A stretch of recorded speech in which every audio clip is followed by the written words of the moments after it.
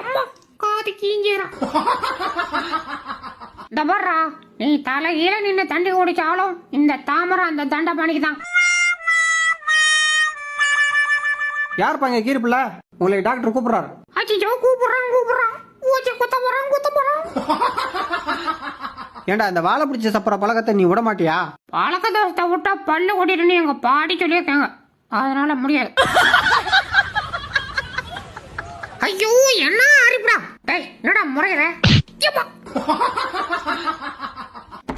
செல்லாம், உனக்காக ஏர்போர்ட் வரையும் போனவன் திரும்ப வந்துட்டேன். போடுற அந்த பிஜிஎம்.